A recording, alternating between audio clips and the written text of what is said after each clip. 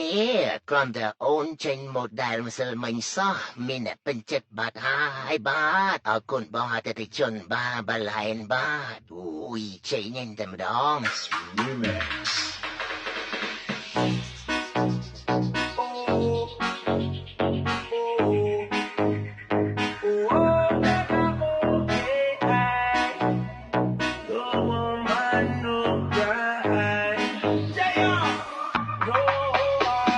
ជំរាបសួរសាជាថ្មីបាទជាមួយនឹងបលែនពណ៌សខេញនេះបាទគាត់បានជ្រើសយកជាមួយនឹងគុជ model Easywen បាទវ៉ាវមើលទៅស្អាតញាក់សាច់តែម្ដងបាទប៉ុន្តែឥឡូវសំខាន់នេះបងប្អូនបាទមានអ្នកអន់ចិត្តណាអ្នកអន់ចិត្តគឺជាអ្នកណាបាទនេះគឺជា model E20 នេះហើយបាទគេថាមិនគេថា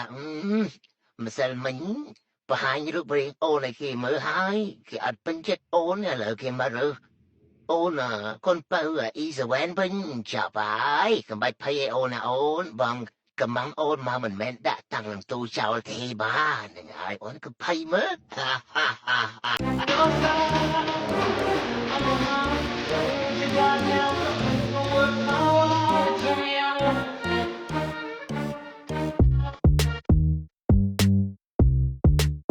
ខ្ញុំក៏អត់បាទសូមអរគុណដែរតែជនបាទដែលគាត់បានជ្រើសរើសយកជាមួយនឹងគុជ Easywen មួយគូបាទសូមអរគុណបាទអាយ៉ានេះជារូបប្រស្អាតតាបាទបងប្អូនយើងទៅសារខ្លួនឯងទៅ